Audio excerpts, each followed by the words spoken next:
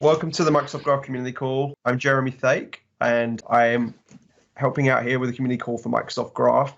We've got a bunch of really good topics today, which I think not just for developers, but also for IT admins that are looking to want to control what kind of apps enter their environment. And for customers, just be aware of when they can send things, what kind of things they can trust based on these programs that the team are introducing. So really pleased to have the team on here to talk about that. And then once that's done, we've got Anoop, who's going to talk about how he built a GitHub Actions capability using calendar APIs kind of for planning builds and releases and code reviews, which is really, really cool. So I'm really looking forward to seeing that too. But first off, just one quick announcement. Build 2020 is around the corner. We're all very, very busy on preparing a lot of really, really cool content that's going to occur across May 19th and 20th. There will be live sessions over a 48-hour period to accommodate all the different time zones that you all are in. And there'll also be a bunch of on-demand sessions, which are a bit longer in length. And just to call out from a Microsoft Graph perspective, we'll have a Microsoft Graph fundamental session that Leana Arenas and Daryl Miller in our team are putting together, and a What's New session, which will cover all the new announcements that's happening in Microsoft Graph for Build that we've been working on for the last 6 months of semester planning, we call it, which Elise Yang and Vincent Beret have been putting together. And those will be on-demand sessions that you'll be able to watch at any time. And then Nikola Michilev and myself are actually putting together a 3-hour Twitch stream, which will start at 3:45 in the afternoon on Wednesday the 20th. We're going to be building an application in Teams that consumes the graph, that uses a Microsoft Graph toolkit. It's full React. We'll be showing how you can use SPFX as part of that deployment. We'll be diving deep into Azure AD configuration for it and all the different kind of tips and tricks as we go through. And we're going to have some special guests from the program management team jumping on Skype to chat to us as we're doing it, as well as some MVPs. So there's a lot of really good content that's going to be part of that 48 hours. So if I was you, I would just block your calendar off for 2 days and get ready to kind of tune in and consume all that new content of things we've been working on for the last 6 months back here. Well, not just in Redmond, but across the world in engineering teams that work on Microsoft Graph and Microsoft 365 development in general. So with that, I'm going to introduce the speakers for the first section. And so, Jeff, I think you're kicking off around publisher verification in general, and then you're going to hand off to Tony and Leana. Is that right? That's right. Excellent. Well, the mic is yours. All right. Thank you, Jeremy, and thank you, everybody, for joining us today. So Microsoft has been making a number of investments to help developers create trustworthy apps and to make sure that those apps can be quickly and easily adopted by customers, all while helping those customers stay confident that their data is secure and that their compliance requirements are being met. So we want to talk to you about a few of these investments today, and I want to start with publisher verification. This is a bit of a sneak peek at something that we will be talking about in a couple weeks at Build in some of the sessions that Jeremy mentioned, and then we'll have another few sessions as well where we'll cover this. So make sure to tune into Build to learn more about this. But I'd like to give you a quick overview now. So really, at its core, publisher verification is about letting developers prove their authenticity. And this is kind of the first step in the journey towards creating a trustworthy app. And it helps increase customer trust in your apps by letting them know that you are actually an authentic publisher with a valid identity. And this helps customers distinguish, valid apps from developers they know and trust who have had their identities verified from apps that are trying to spoof the identities of legitimate developers and get unauthorized access to customer data. And it's kind of this first step in this series of building blocks towards building customer trust in your applications. So in a nutshell, what we're doing here is we didn't want to force anybody to go out and redo any sort of verification process if they've already done it.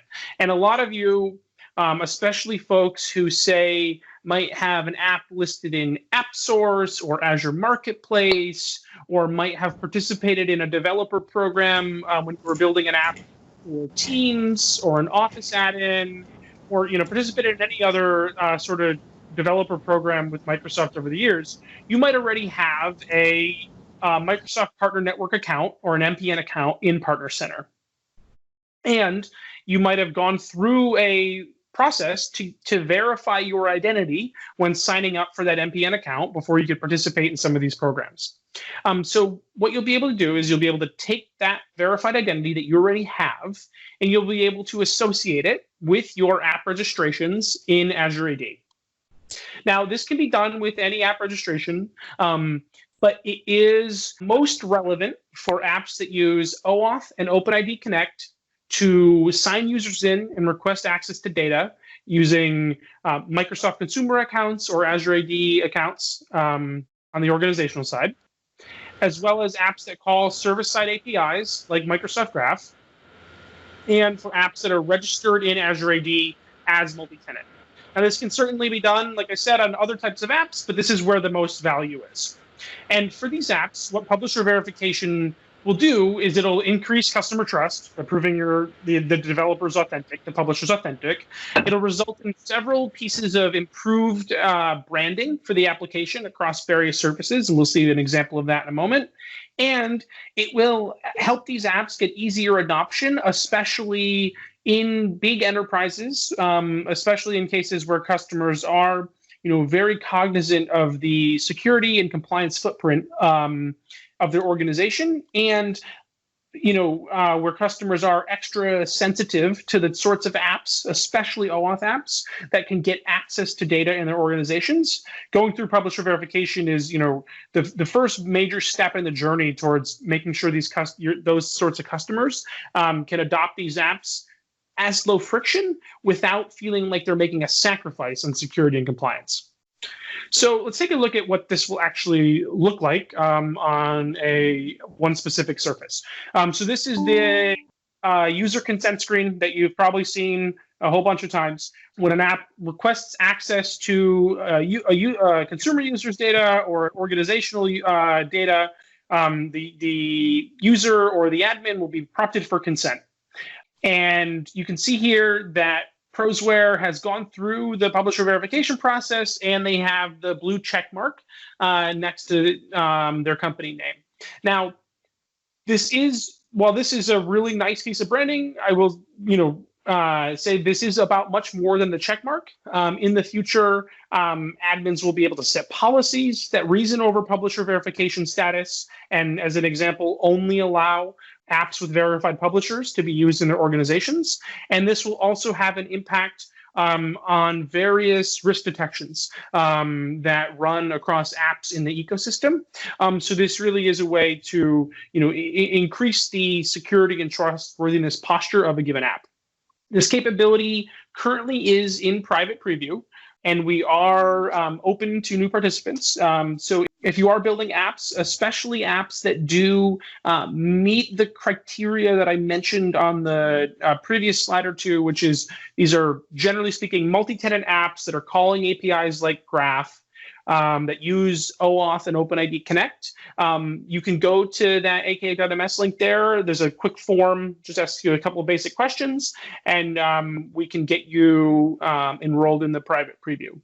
So that's just a whirlwind tour. Like I mentioned, stay tuned for Build to hear more about this. And now I will pass it off to Leana and Tony.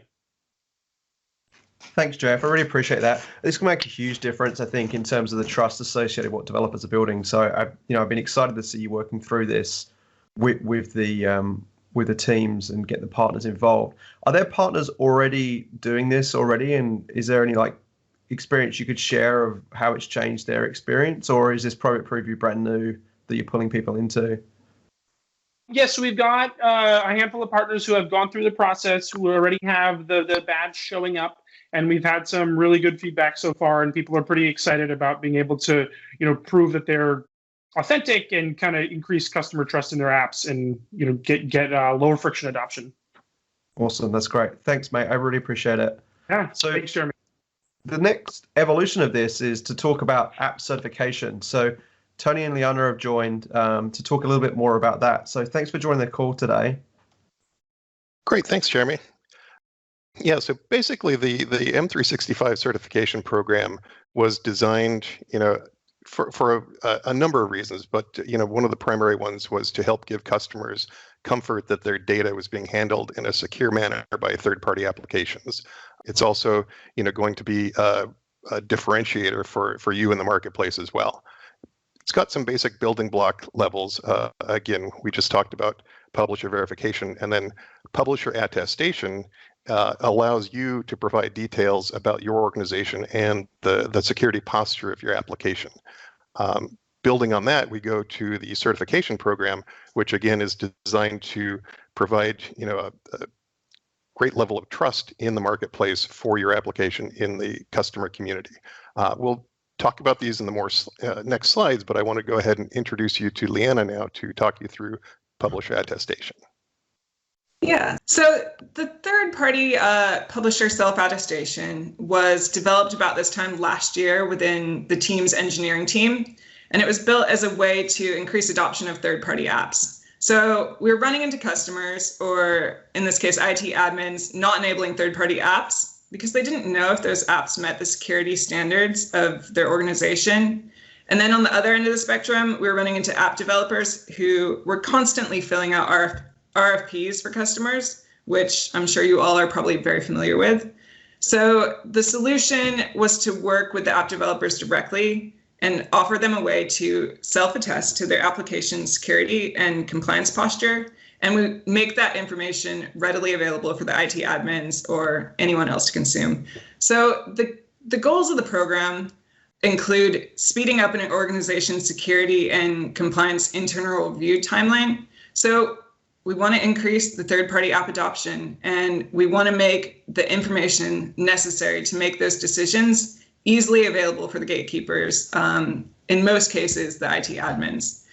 Building upon that point, we aim to present app data in a convenient manner and in a consistent format. So every application, the data is displayed in the same format, making it easy to interpret for the IT admin. And the third goal is to improve transparency and strengthen trust between developers and enterprise organizations.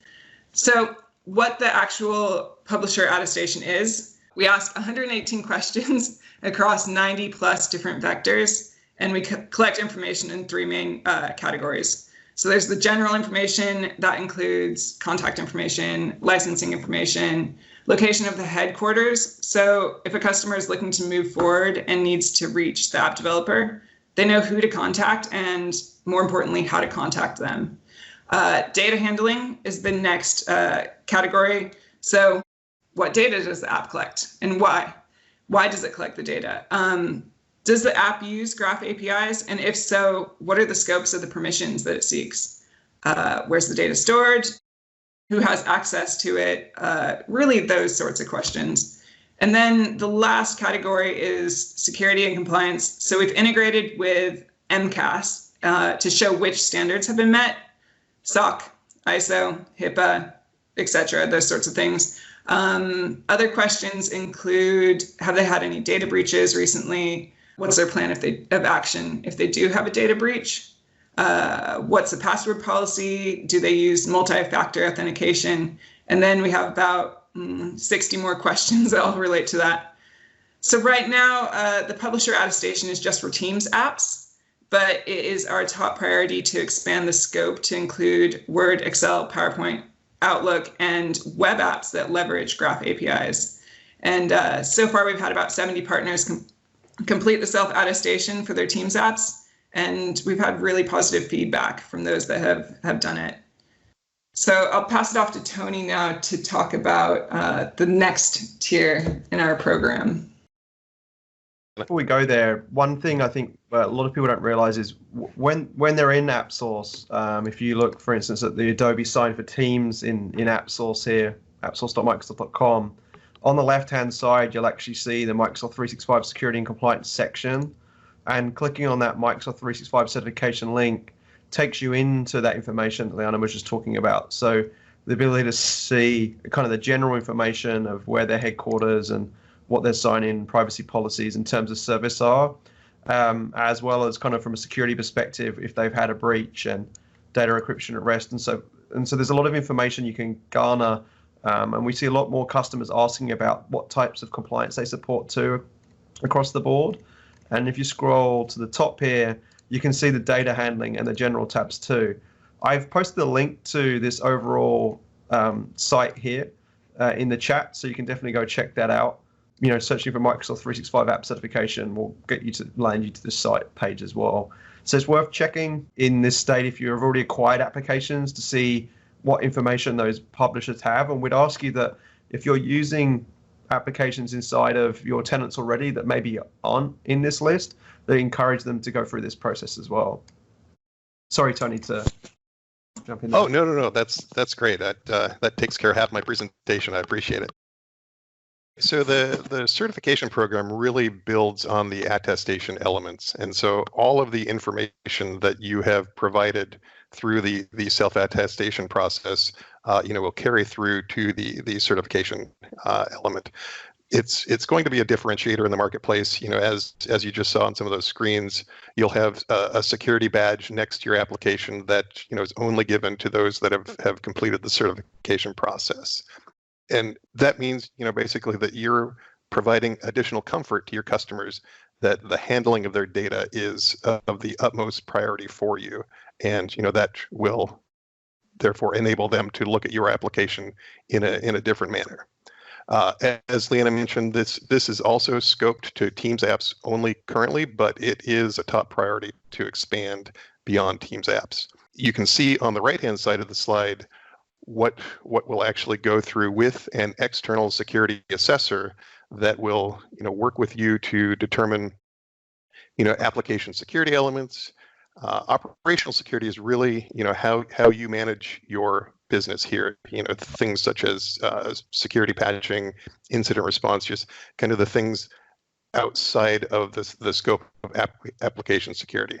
And then, of course, paramount to your customers, the data handling, security, and privacy elements will be key for them to, understand that you're being a good custodian of their data with your application.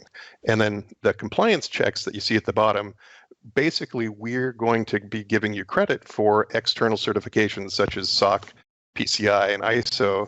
If you've already gone through those as an organization, that will address many of the certification controls that we've got in place for this program. The next couple of slides actually will show you a bit of the marketplace. So it's kind of a repeat of what you'd seen before just now. But again, you can see in here, you've got the check mark to denote publisher attested, and then the security badge I was referencing in the certified column. So again, it's one place where your customers can go and see, the status of the applications that you've published. This, again, it's all publicly facing. This is in App Source that we just saw. And so in the middle of the screen, you can see that there's the security badge again, and then the links that Jeremy had pointed out to both publisher attestation and M365 certification. That will, again, take you to the detailed pages for your applications. Again, it's a publicly available space for all of your customers to go and look at the information. And, as Leana had mentioned before, ideally, it also helps you at least lessen the amount of RFP business that you're going through right now. So, Tony, just to clarify that, because we've had discussions internally, and it's always good to share here. So the first part with the publisher attestation is something the publisher, the ISV, does that basically states what the different areas are and for the different categories that we've decided to do.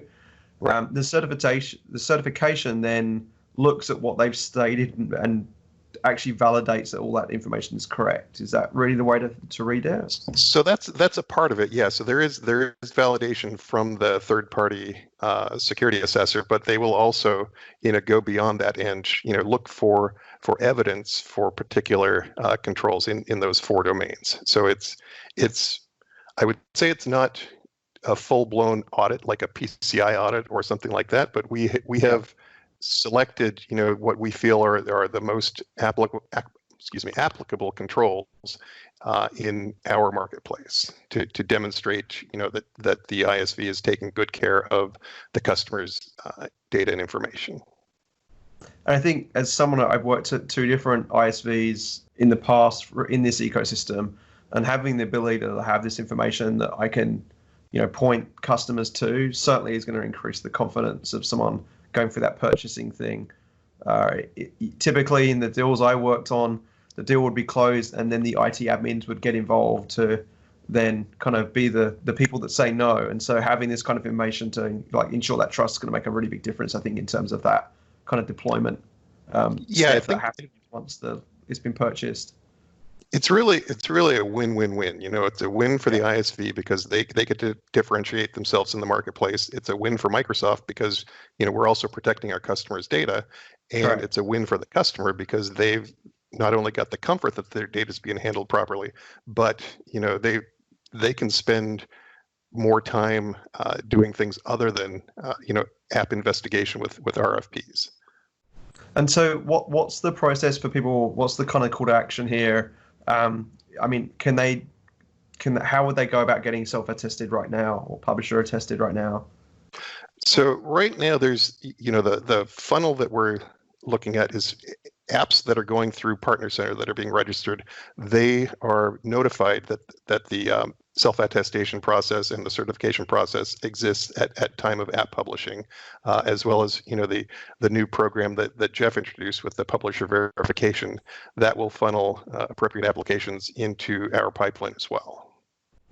Okay, so if they've already got ones in there, would they get that notification, or is there a link somewhere we can send someone to go through this? Yeah, so I will provide that. I don't have it off the top of my head, but I will provide it to this forum. Awesome, that's excellent. We can put it in the meeting chat for people to look at later. But I'd definitely encourage people to go check out that site to see what existing publishers exist who's been through that, because you're probably using those applications, and often it's useful to have that information at hand for your own internal compliance security checks as well. Great, excellent. Thank you so much for presenting that today. And do anyone have any questions? We've got a fair group of people in here. I recognize a few partners and ISVs in attendance there. Do anyone have any questions they'd like to ask the team while they're on the call? Yeah, I do have one question. Sure. On the hardware, are we looking for developing the hardware for the teams? Is there any way to interact with dial pad, microphone, and the speaker without authentication, or it must have to go through authentication first? Okay, slight tangent on question. I was specifically asking for questions around the publisher verification and attestation and certification. That's quite the mouthful right there. In terms of the question you just asked, which is kind of not relevant to that, you do have to be authenticated to call the graph to get access to those calls. I don't see any of the teams expert PMs in here that could answer that. So I can definitely take that offline with you if you ping me an email. That's it. But with the graph, any access via the APIs will require you to be authenticated either as a consumer account, i.e., Jeremy Thake at Outlook.com, or a organizational account like my Microsoft account, jthake at Microsoft.com. Accessing information on Teams meetings anonymously wouldn't be supported. But please ping me an email and I'll make sure that we can get that answered. All right, thank you. And Jeremy, I have just pinged you with a good location for everybody to find information on the program itself and to go through the process. Oh, perfect. Excellent. Yep. So it's in that site within the Teams-apps section. That's great. Thank you, Tony. Mm-hmm. Were there any other questions regarding the certification and verification process? Hi, Jeremy. Hi, Tony. This is Matt from Rancor. A question: what are the plans in the SharePoint space for certification? We just recently started with a couple of vendors to help them basically to verify their applications, and I was wondering how your current plans are in that area. So thanks for the question. Yes, SharePoint is definitely on our roadmap. We have yet to determine exactly when it's going to fall in there, but it is on the roadmap. Okay, thank you. Thanks, Matthias. There was one more question in the chat about independent developers and whether they can submit app certifications. I would say absolutely. I guess if we can get some more elaboration on the question. So I guess Good morning. Hi. We can hear you. Okay. My idea is, or my question is related to, I'm not in a company of ISV vendor or something like that. So what if I want to start an application and to publish on the app source, but I'm independent developer. So can I submit this application process to meet requirements, or I have to be part of a company? Well, from a technical standpoint, the process would work. But now, I guess the question would be for Partner Center almost, if you're able to publish as an independent vendor, not being part of a company. Yeah, my experience with this, with people who've been through this with a MPN, is that you would need a registered company to publish an app into the store, much like other stores out there in the internet broader than Microsoft. And so you'd have to register a company in whatever country you're in and sign up for MPN, the Microsoft Partner Network. And then that way you can register that application through that process and then go through this verification, attestation, certification process.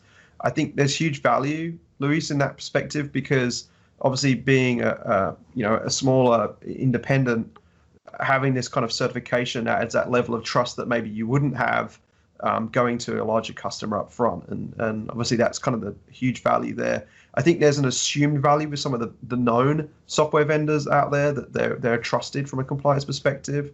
And this definitely does help independents and smaller ISVs that want to kind of have that trust with large customers that go through this process.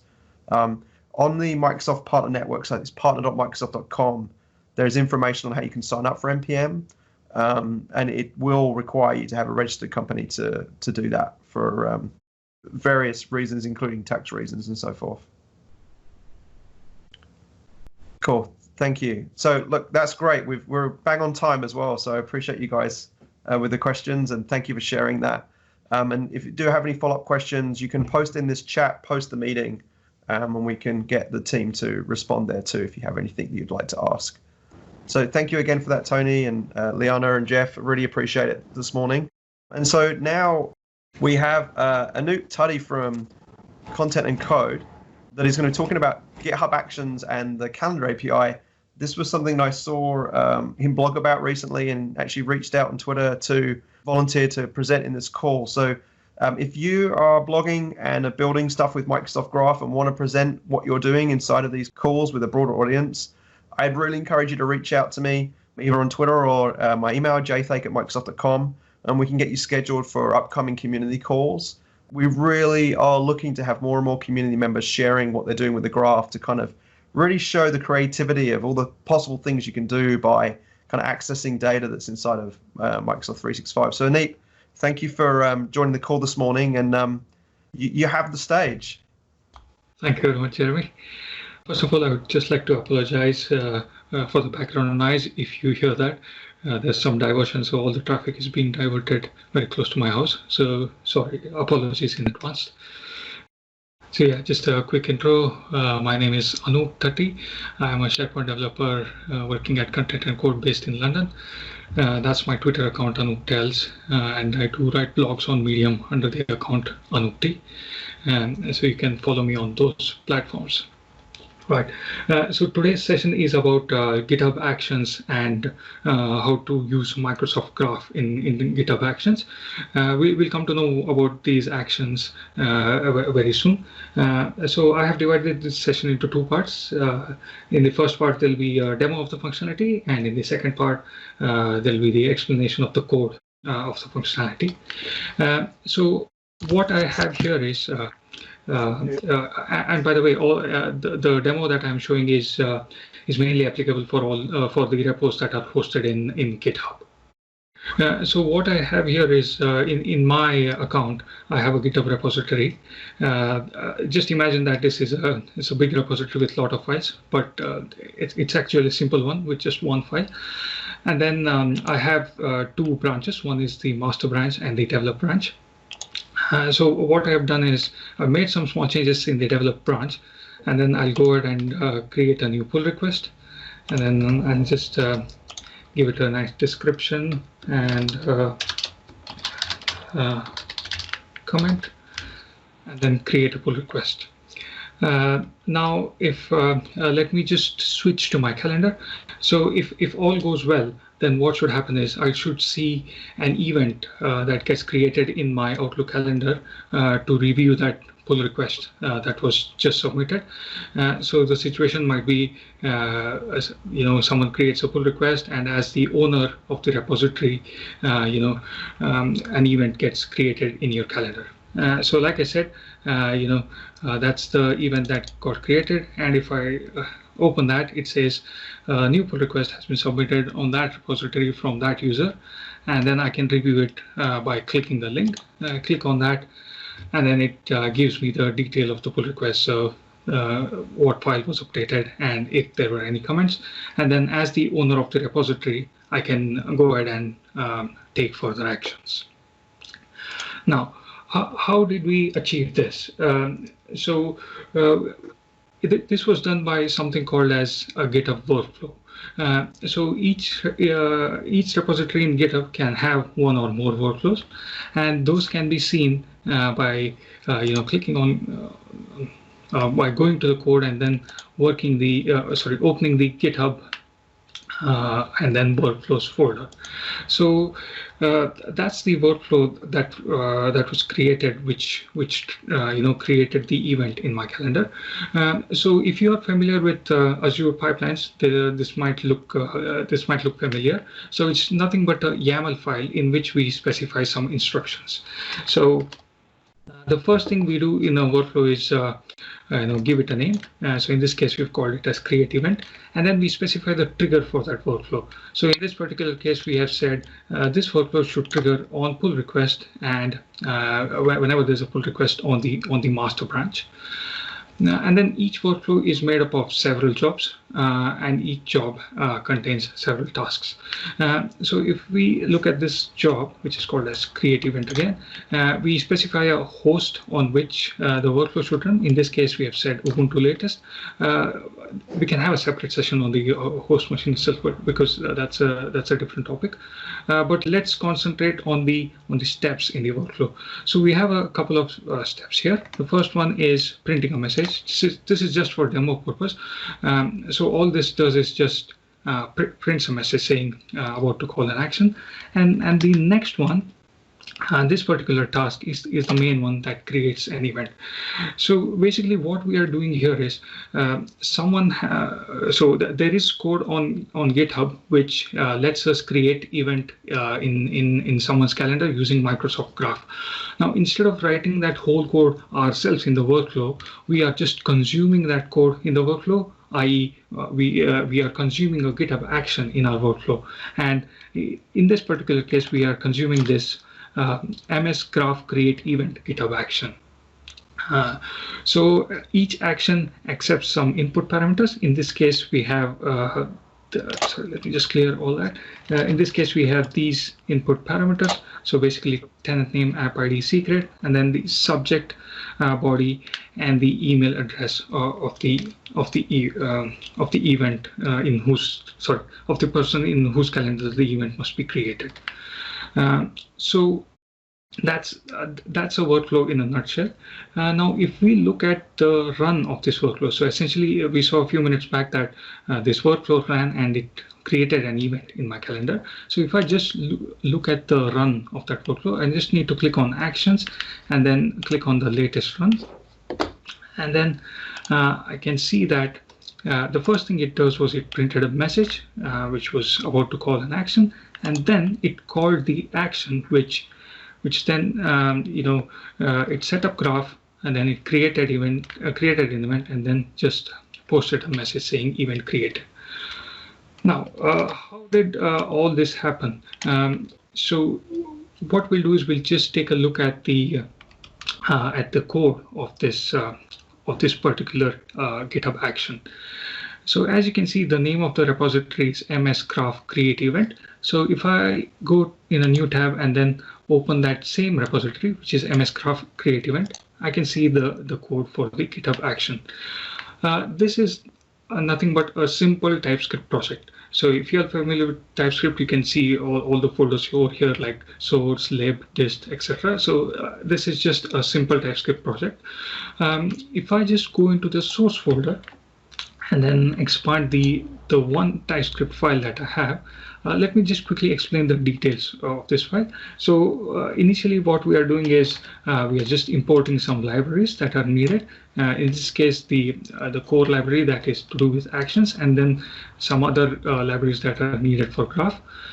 And then what we do is we define some input parameters. So these are the ones which we passed earlier in the workflow. So the tenant name, app ID, secret, and then subject body and the email address. These are the ones that we passed to the action. And what we do some computation, and then the first thing we do is set up graph.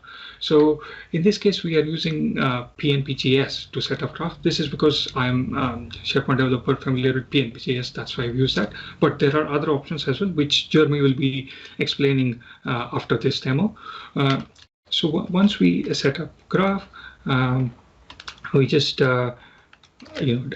declare create the event body, create the event object, which has the subject, body, start time, end time, and the location, and then we finally call the calendar.events.add endpoint. So that will essentially go ahead and create the event. Now, this is a TypeScript project. So if I just go into the dist folder, so what happens is there are some tasks that run which go ahead and compile the TypeScript and create a JavaScript file, which ultimately runs. Now you might be wondering if this is a simple TypeScript project, what makes it a GitHub action? So there is a file called action.yaml. In this file, we define all the parameters related to the action. So we specify the name of the action, we give it a description, and then we provide some branding, and then we specify all the inputs, in this case subject, body, etc. And then the important thing is this part, wherein we say which is the entry point. So in this case, it is the index.js. So essentially what we are saying here is whenever someone calls this action in a GitHub workflow, please use the index.js file to run this action. And that's why we saw the index.js file earlier.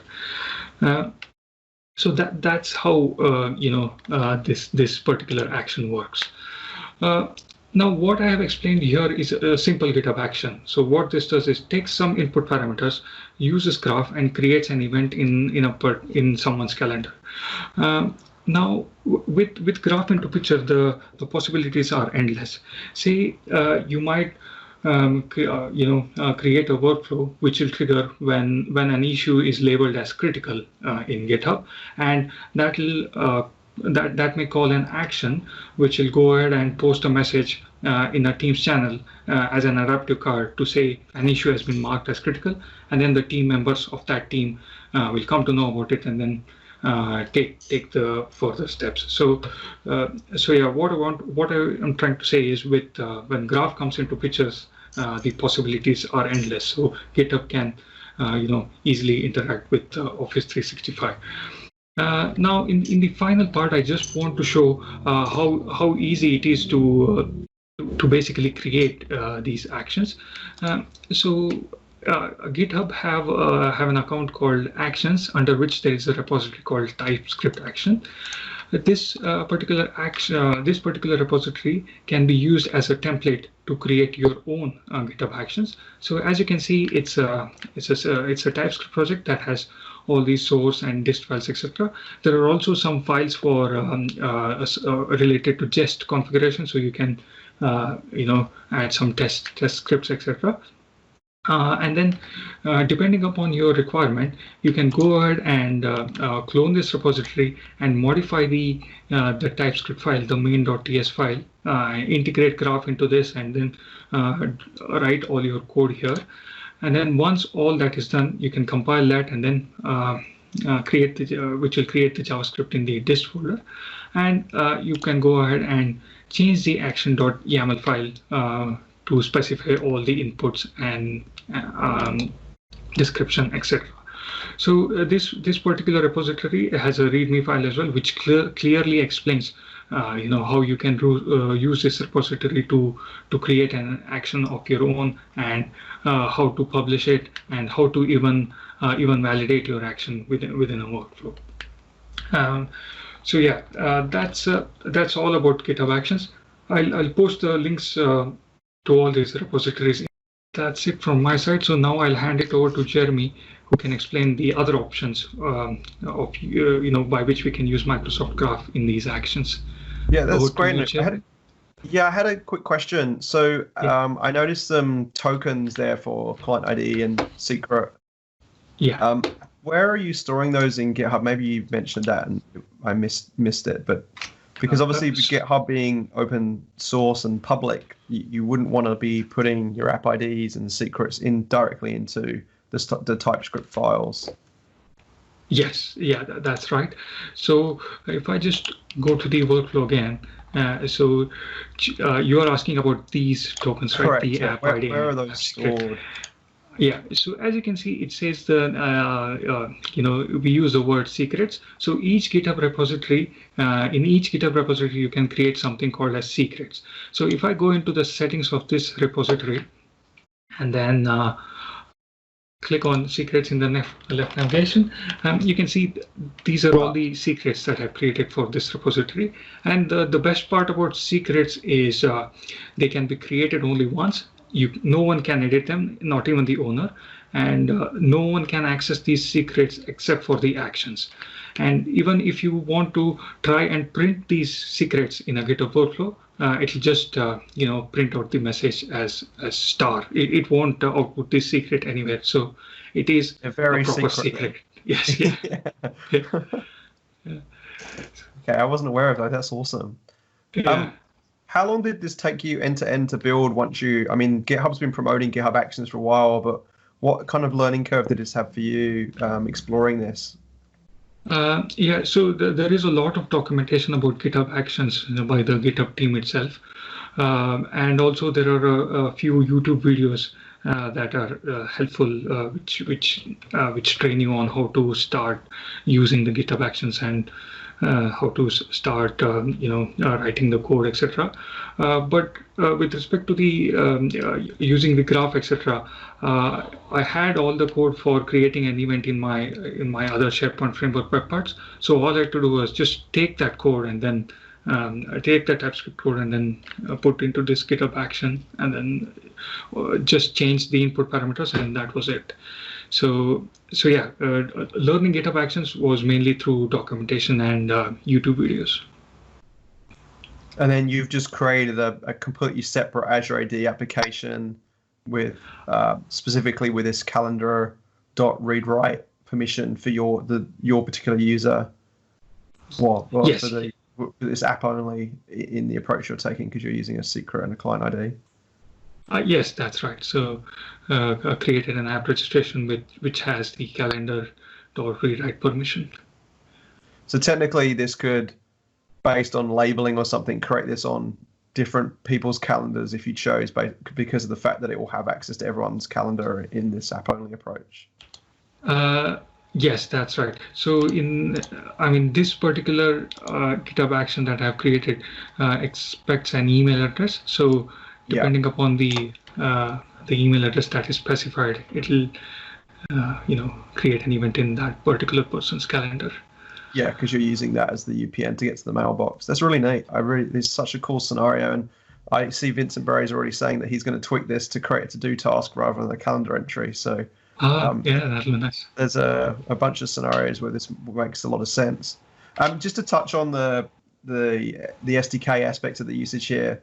I mean, I'm familiar with your work because you work in the SharePoint space and you've done a bunch of contributions on the PNP work that Vesa Yuvinen drives in our SharePoint OneDrive M365 team.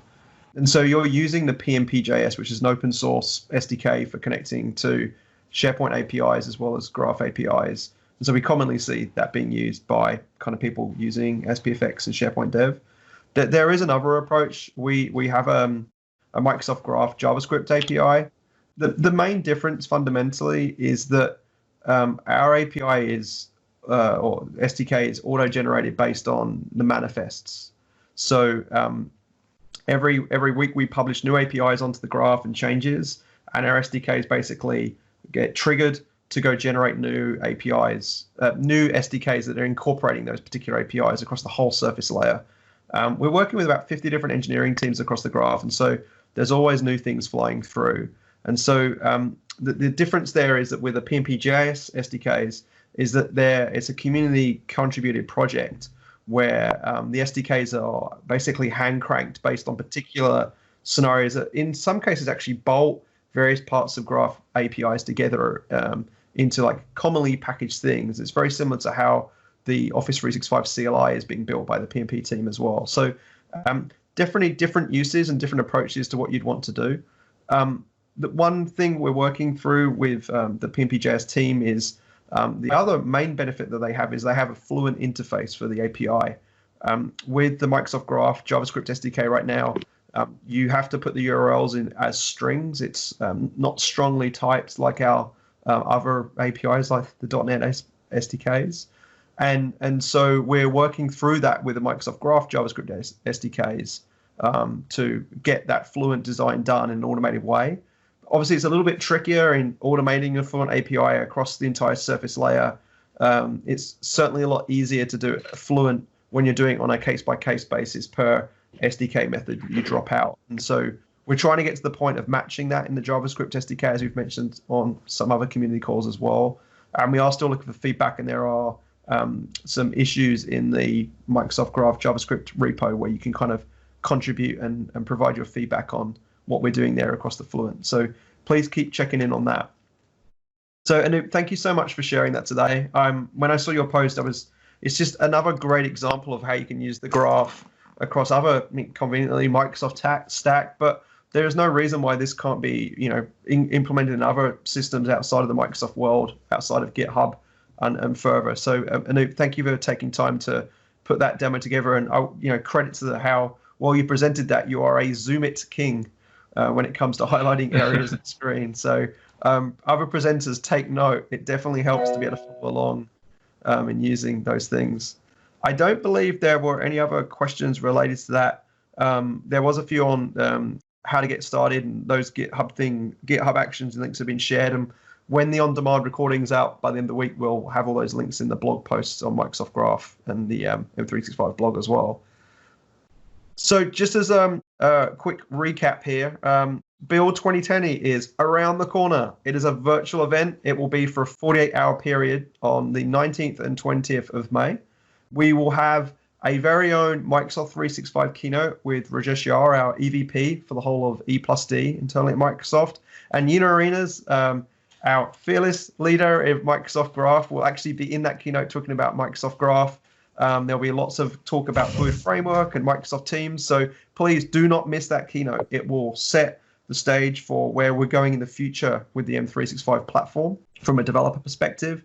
We will be having a series of live sessions, which have actually been repeated 3 times during that 48-hour period to accommodate all the different time zones, which will be a combination of people presenting content, and then dedicated time for Q&A.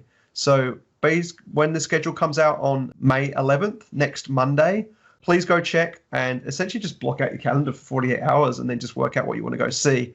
There are also going to be on-demand sessions as well as these live sessions that will be available on YouTube. And obviously we'll be promoting all those on all the usual social handles as well as on our Microsoft 365 and Graph blogs. So please check those out. 2 call-outs because it's the Graph call. The Microsoft Graph foundational session is going to be led by Leana Arenas and Daryl Miller. And that will really talk about setting the stage for getting started with the Graph. And we'll talk in detail about the value of the Graph and what she sees out there in the real world of how this is being used across many, many different scenarios. So I'm, again, really excited. I always find that's a good refresher on the Graph and what we intend to do with it strategically in the future. And then the other call out I'd have is the What's New session that Vincent Bray, who's in this call, and Elise Yang, who are going to be presenting on what's new in the Graph. And this, again, is something we traditionally do every Build and Ignite to talk about across the whole spectrum, everything that's available in Microsoft Graph, what new things are being announced as of Build. We typically have 6 months, which we treat as a semester. We're in Manganese right now as a semester plan. And so everyone's been striving really hard to make sure they get everything launched in time for this event. So the What's New session is a really good way of just sweeping those through, and that will be available on demand to view at your leisure. And then lastly, Nikola Machilev, who's presented many times in this community call, who heads up the Microsoft Graph Toolkit, and I will actually be presenting a 3-hour Twitch stream on the Wednesday at 3:45 PDT. That slot will mean that Europe will be asleep, but we are having some special guests from various different program management teams who aren't asleep, as well as some MVP guests as well. We're going to be building something live from scratch and walking through all the steps and explaining in a lot of detail, very similar to the pace of what Anoop has just showed with the GitHub Actions section. So we're hoping that you'll jump on and learn. We're going to be building a really cool example with Microsoft Teams using their new Visual Studio Code extension for creating Teams tabs and Teams bots and so forth. It's a really neat session that we're putting together there, and we're going to have a lot of fun doing it. So maybe if you can't make the whole 3 hours, we'll be posting a schedule of the different timings of when we're starting particular parts of the build, so you can hop on and check out what we're doing there. So there is a lot of content that you have as an option when it comes to build in 2 weeks on 19th and 20th. So go to register.build.microsoft.com if you haven't already. It's a free event.